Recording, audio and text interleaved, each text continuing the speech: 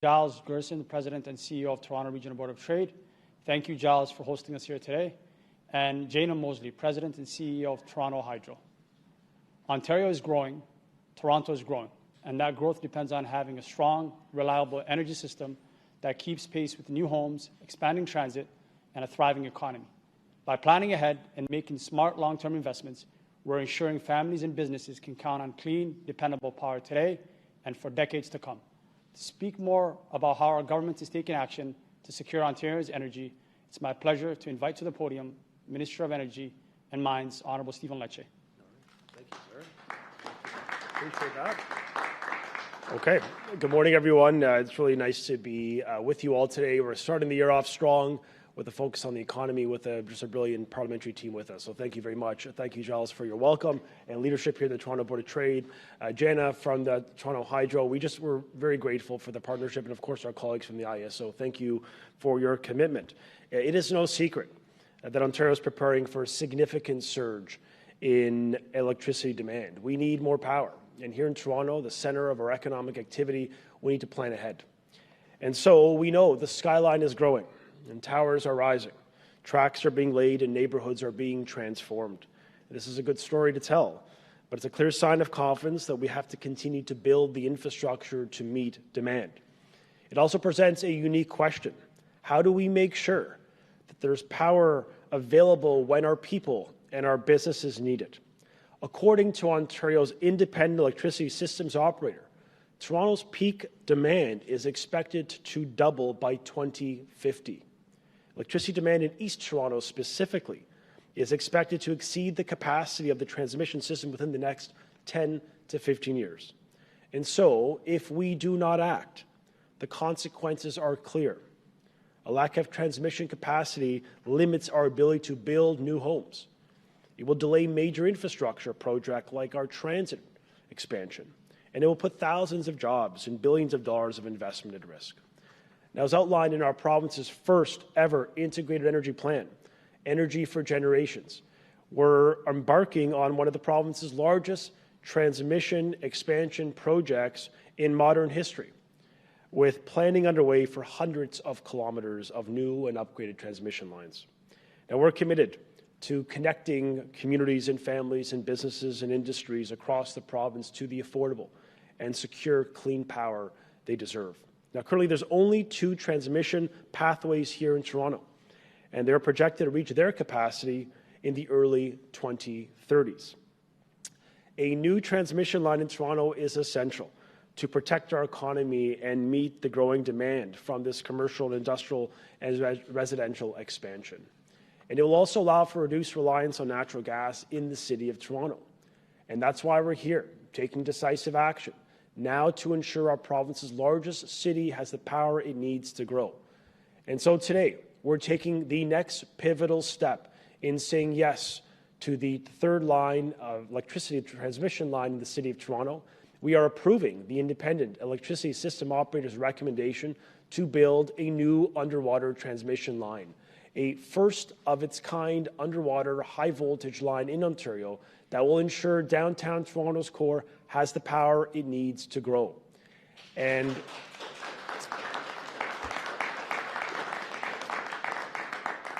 we're taking it one step further.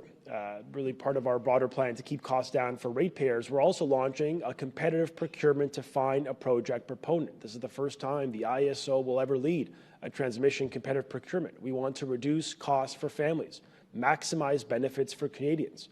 And so beginning today, a posting is available on the Environmental Registry of Ontario that will accept feedback on the criteria that must be met by proponents who will bid on this project. This will allow for really fulsome consultation and experience to be considered in the request for proposals as we launch this year in 2026. But this is a big project. As we stand here today, 6 months after we made the original announcement to build a third line, we are moving with speed and efficiency to meet this moment. In today's world, energy security is national security. It is critical. If we want to be more self-reliant, we've got to build the transmission and the generation, the storage here at home. And so we're investing in our electricity infrastructure today to ensure that Toronto and the GTA has the power it will need in the years ahead by connecting the downtown core to the Darlington Nuclear Generating Station. Once complete, this third line will supply up to 900 megawatts of additional clean, reliable power directly into the downtown core. That is the equivalent of adding power for 900,000 homes. And this will help power major projects. I think about the Ontario line, new communities like East Harbour, Downsview, Golden Mile. This is going to support 285,000 new homes that will help the city meet their 10-year housing targets. Now, an underwater transmission line will build system resilience. The ISO analyzed this. They want to provide the best option that is less vulnerable to extreme weather events such as flooding or ice storms, instances that have previously resulted in lost electricity supply. And I know Jana will tell us, here in Toronto and around the province, when the power goes out even just for a second, we lose hundreds of millions of dollars of productivity. And the Premier calls me often when he hears of these situations, desiring a resolution. He wants to keep the power on reliably for our industry, and rightfully so. This specific issue in Toronto alone has cost up to $200 million in lost productivity. So we can do better. And that's why we believe the underwater cable will deliver more capacity than any other option brought forth. It will meet the system needs well beyond 2044, regardless of the need for additional costly upgrades and expansions. Now, the third line will alleviate strain on the bulk power system by avoiding system reinforcements elsewhere in the GTA, which will result, again, in savings of up to $300 million, essentially in costs we wouldn't have to invest in down the road to build the capacity in a decade or more. So this is really starting 2026 off with a focus on jobs and the economy and self-reliance as Canadians. It's really an investment in our energy future. And we're planning for growth today because we recognize at a time when Ontario must be self-reliant, we are prioritizing the projects that will create jobs, drive growth, and really achieve our core objective of protecting this province. And so it's an exciting step forward. It was done in partnership with the City of Toronto after years of consultation with right holders and stakeholders, business leaders, industry, workers, all of you over the past almost 3 years have been at the center of this announcement and this decision. So I want to thank the city for their partnership. I want to thank you all for being with us today as we build for the future. Now, will you welcome someone who hails from East Toronto, where we have a significant demand forecast emerging, the parliamentary assistant, the member of provincial parliament from Scarborough Centre, David Smith. Thank you all.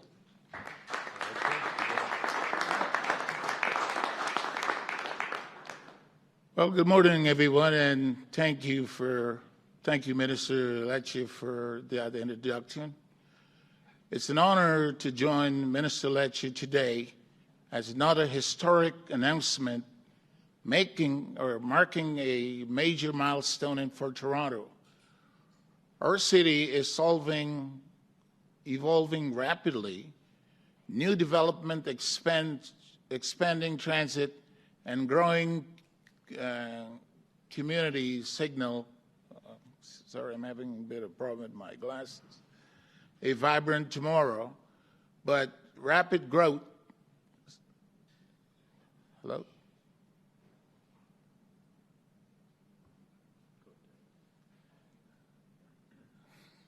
But rapid growth comes with great responsibility as we ensure that our energy infrastructure keep pace with demands. As we transition to electric vehicles, modern heating, and advanced energy industry, the need for reliable, clean electricity is more important than ever. That is why today we are taking a decisive step to power Ontario's future. Our government is committed to a forward-thinking solution that will strengthen Toronto's power grid. The first underwater transmission line will deliver up to 900 megawatt of electricity, enough to meet the needs of roughly 900,000 homes here in Toronto. This new line will also support major transit projects like Ontario Line, GO Electrification, and businesses that create good-paying jobs across the province. It will help power critical infrastructure and provide the electricity needed to build up to 285,000 new homes over the next decade. This project is a cornerstone of our Energy for Generations plan, ensuring clean, affordable, and reliable power not just for today, but for generations to come. We are building the infrastructure of Ontario needs so communities can grow, workers can prosper, and province can continue to lead. Together, we are planning today to power Toronto's tomorrow. Thank you, and I'd like to introduce Mr. Gherson to the podium. Thank you, sir.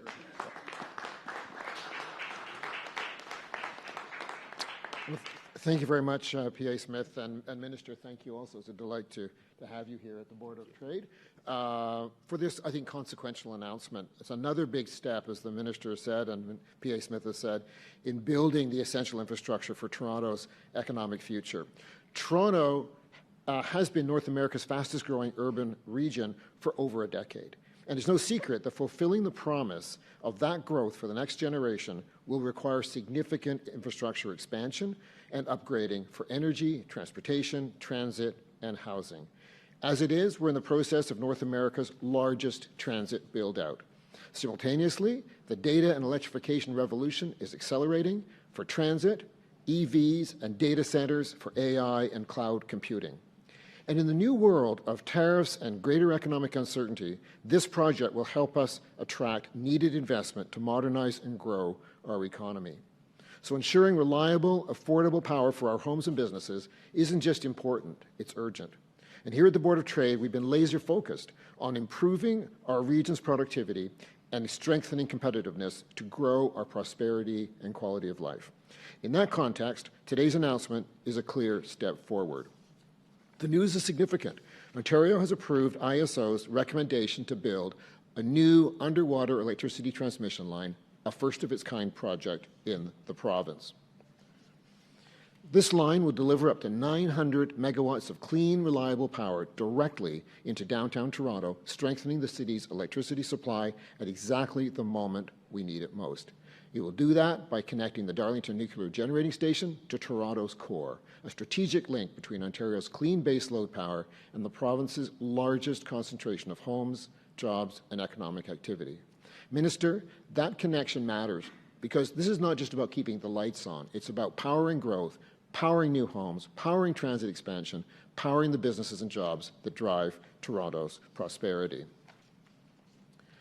Minister, it also would like to add, it also matters how the government is moving forward. It's not just about what we're doing, it's how the government is moving forward. The choice to proceed with an underwater connection means we'll be able to achieve the project's significant benefits while minimizing impacts to existing employment lands, and that's important, a critical resource for jobs and productivity.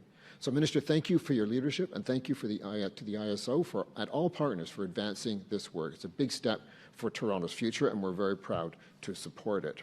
Now, I'd also like to introduce Jana Mosley, the CEO of Toronto Hydro, to also make some comments. And I'll also add that Jana is a fundamental member of the Business Council of Toronto, which is a group we've put together of CEOs to drive competitiveness and growth in the Toronto region. So thank you.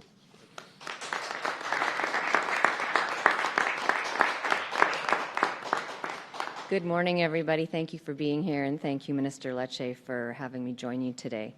Today's announcement is an important milestone for Toronto's energy future.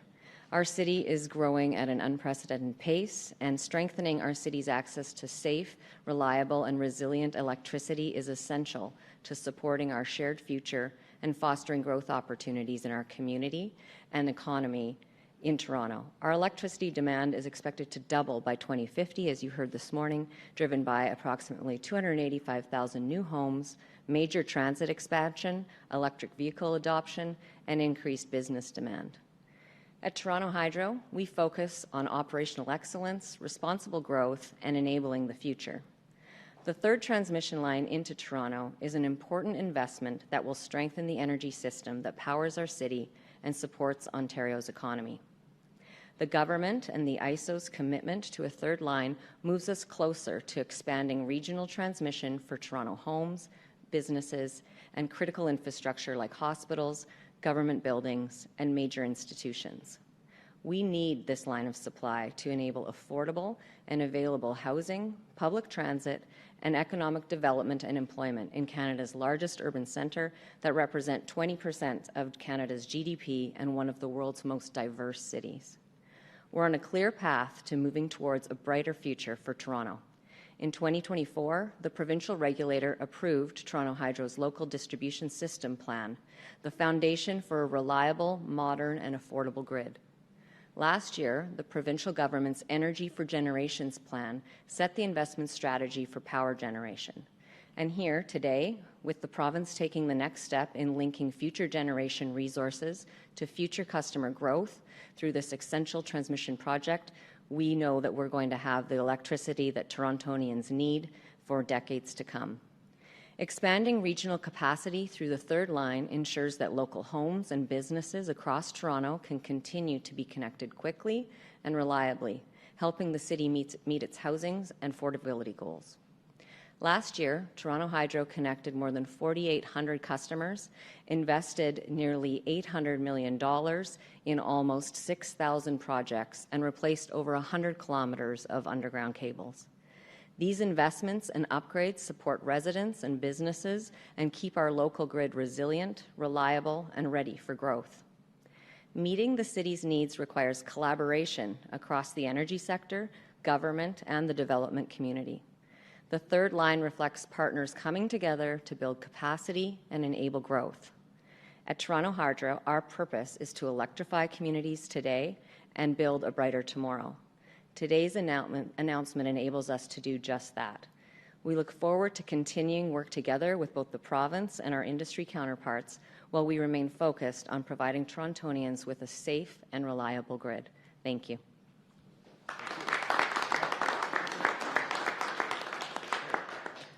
We will now open it up to questions from the media. Reporters can step up to the microphone, state your name and outlet, and just a reminder, it is one question, one follow-up.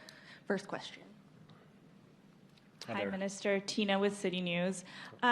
So you mentioned that this underwater component will, have a lot of advantages, but will it also make it more difficult to build? Like, will it take longer? Will it be more expensive? Can you talk about some of the logistics around building this underwater? Sure. And I may turn to the ISO, who may have a perspective on this. I may call a friend up for this one, but they did the technical lead in the analysis. We're endorsing the recommendation.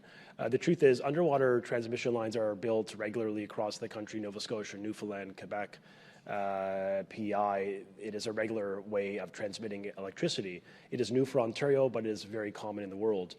Our bottom line is we want the most effective, efficient, low-cost option that will help us avoid investments of up to $300 million down the road, because the alternative options, the land-based options, don't give us the additional capacity we're going to need beyond 2040.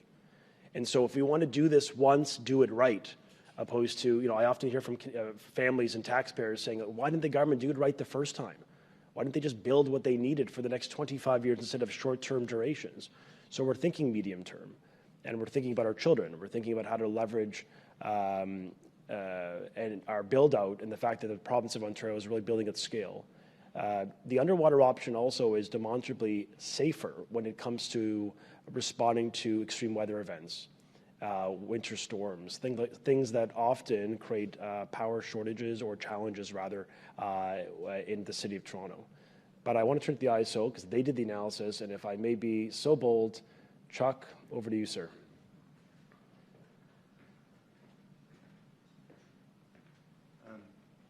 Thank you, Minister. I'm Chuck Farmer. I'm the Executive Vice President of Power System Development at the ISO. I agree with everything the Minister said. When we looked at the various options for supplying Toronto, we look at the life cycle costs. And when you look at the time that this project gives us, gets us well into the 2050s, meets all scenarios for demand growth, and compared it to other options, it actually was the least expensive, the most cost-effective plan that we were putting forward. As for how long it'll take, is there a target you guys are looking at to A, start construction, and B, have this completed? Because as you mentioned, by 2030, the other two lines are going to reach capacity. So will there be a gap there? So the target is to get this complete in service by 2037. We're estimating 7 to 10 year build out. This year, we are going to launch the competitive procurement. In year 2027, we will make an announcement on the ISO. We'll make a recommendation on the transmitter that will be selected. So we are moving fast, launching today, launching the criteria this year, making a decision in 27, commencing construction immediately thereafter with the in-service period of no later than 2037. We think we can shave time, and we've been working very well with the city, and so time is of the essence, but we have the time. And I think that's the virtue part of the integrated energy plan is we actually, for the first time in a long time, are thinking ahead. You know, the reason why we have Portlands in the city of Toronto today is because the government of the past didn't think ahead about the requisite power they're going to need to keep this city the lights on and keep the power flowing. And so they had to build a natural gas peaker plant in the downtown core because of a lack of, really thinking ahead and having that future-proof approach to investments. And so this is a strength. We're thinking ahead. We're meeting demand. We have the power. We're going to add 900 megawatts of additional power, like 3 SMRs, power for 900,000 homes, so that we meet growth and allow for more intensification and more housing development. You know, just the Ontario line alone in our GO train electrification, that's 100 megawatts. It's power for like a town of 100,000. So there's a lot of demand. It's good demand. It's all good. It's all positive contributions to our economy and environment. But if we don't plan ahead, we're going to have a challenge. And the Premier has given us a clear mandate: think ahead, build ahead, leverage the Canadian supply chain, get people working, and that's what we're doing today. Hi, Minister. I understand you still have to go through that open process, but Chuck mentioned that this was the lowest cost. So can you give us sort of a ballpark? Are we talking hundreds of millions, billions of dollars for this line? Yeah, I mean, I think the ISO has estimated it can be in the range of $1.5 billion to build a transmission line of this scale. Really, for me, I always think about the cost of inaction. We got to build transmission. It's like we got to keep the lights on, folks, right? We have no other alternatives. The question is, what is the lowest cost option over the full asset lifespan that delivers reliable, clean power from our nuclear fleet that we're expanding in Durham? And I think this is a solid way of creating multiple wins. The Toronto wins because over time it allows us to reduce dependence on natural gas and ultimately over time even decommission the Portland Natural Gas Generating Station. An environmental imperative, but it creates a ton of jobs. It's going to help stimulate economic growth in the city of Toronto. It's going to help power 285,000 net new homes that can be built now because we have the power. So we're really thinking about how to harness the strength of our clean energy advantage, and I think Torontonians will benefit, the GTA will benefit, the country will benefit, because we're actually building the transmission capacity we need for tomorrow. It's similar to the Premier's expectations on generation. We're thinking about Port Hope, just about an hour east of Toronto, the largest nuclear generator. That's going to help families in 10 and 15 years from now. And I think if we continue to think about the future-proofing the economic needs of the province and country, will be much more competitive, much more resilient, and better off in a post-Trump world. Is this the sort of construction that will limit people's ability to be able to enjoy going to the edge of Lake Ontario during the construction? No, I'm aware of no impediments when it comes to leisure or recreation in the city of the province in Lake Ontario. I mean, this is done very readily across the country. They just did one not too long ago with Nova Scotia. It is safe, it is reliable, it is efficient, it is the low-cost option, and frankly, it is the safest when it comes to resiliency against the rise of extreme weather. So, but obviously, the ISO and the project proponent will work with the City of Toronto to mitigate any potential impacts. Hey, Minister.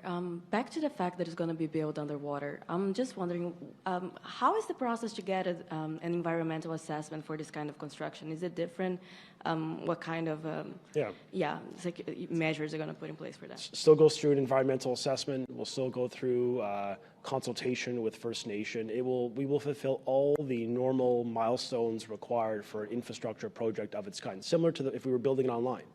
Like when I announced a transmission line to Sudbury, or transmission line in Greenstone into the gold capital of Ontario, a new transmission line, the Lakeshore transmission line down in the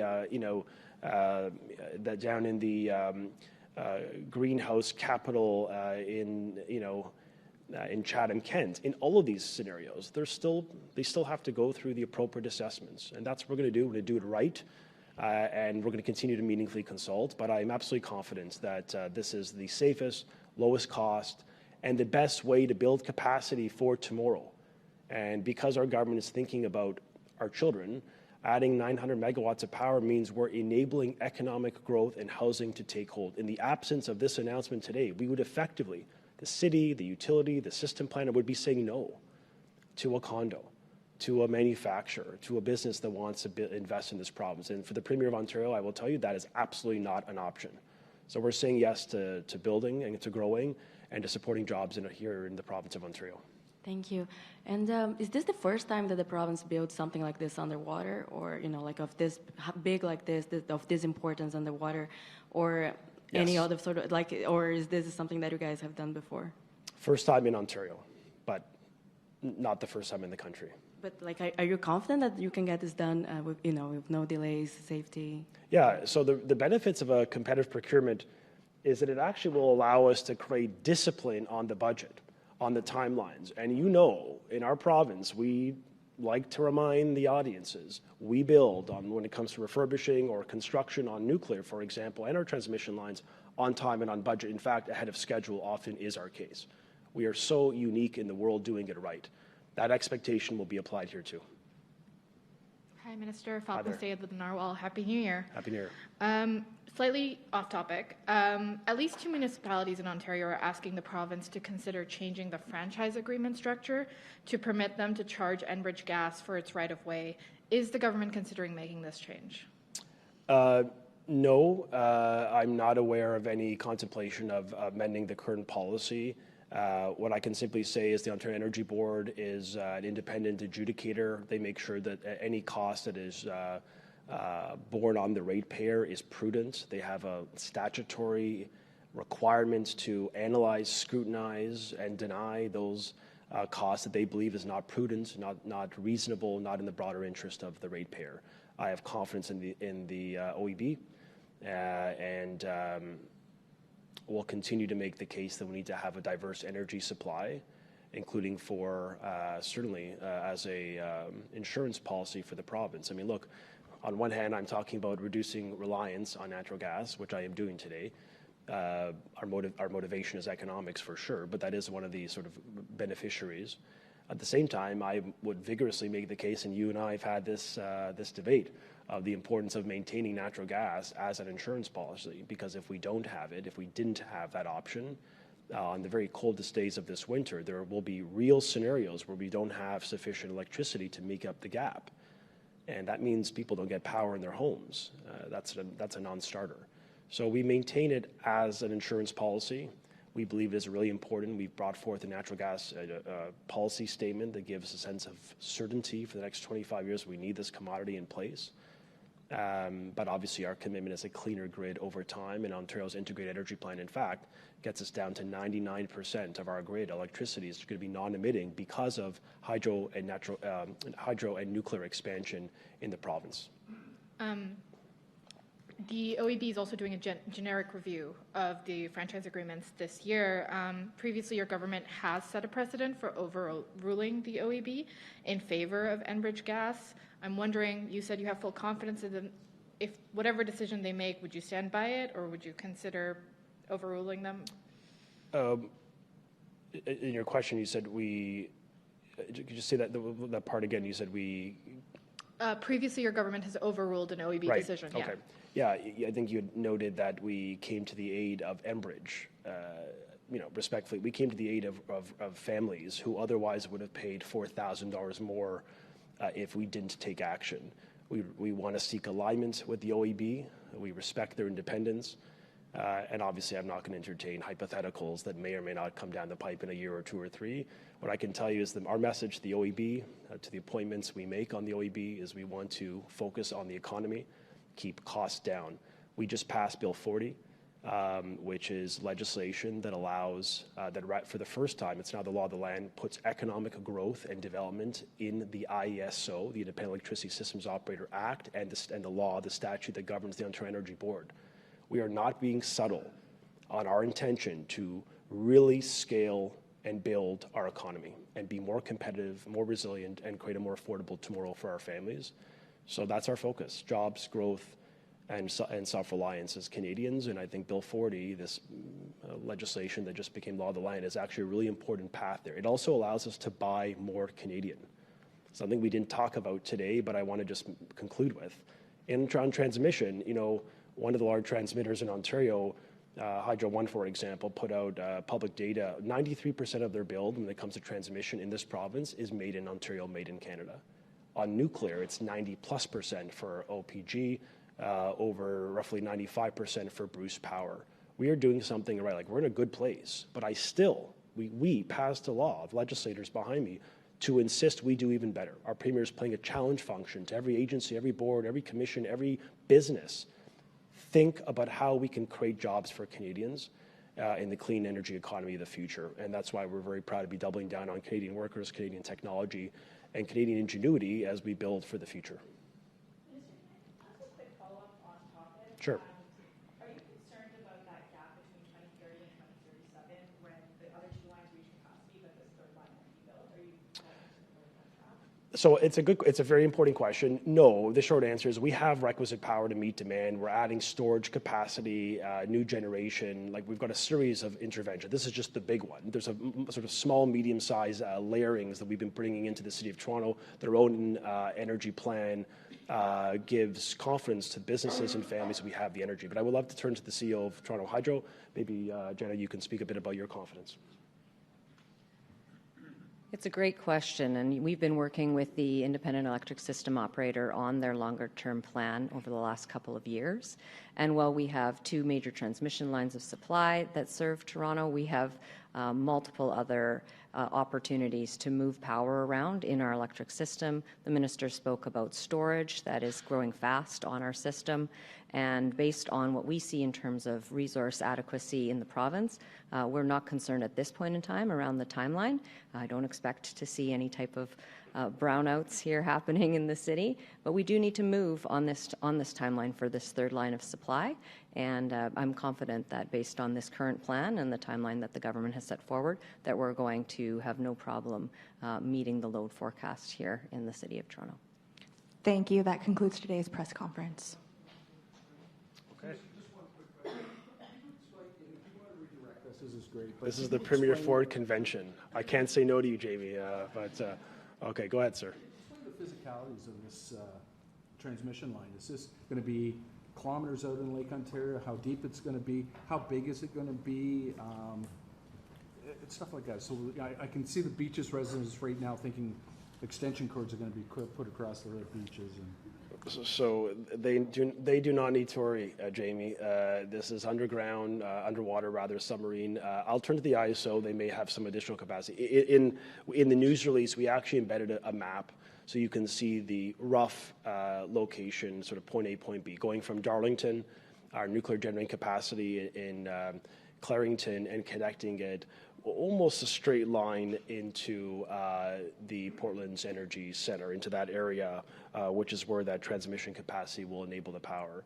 But Chuck Farmer, if you'd be so kind, maybe to give more specifics on that. I know it's pretty standard technology, but if you can explain it.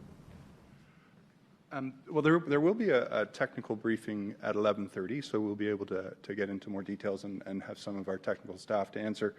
In a straight line, it's 65 kilometers. Now, it's unlikely that it will actually go in a straight line as the developer moves into developing the project and doing all of the surveying of the lake bed, et cetera, thinking about perhaps some sensitive areas, working with Indigenous communities. It is very likely that the actual route will be different to a straight line, but that will come through as we develop the project. So today you can't actually say what that route actually looks like. It's a fairly large cable, yes. No, it's not that big. The technical briefing will have more info on that. Okay. Thank you, everyone. All. Thank you.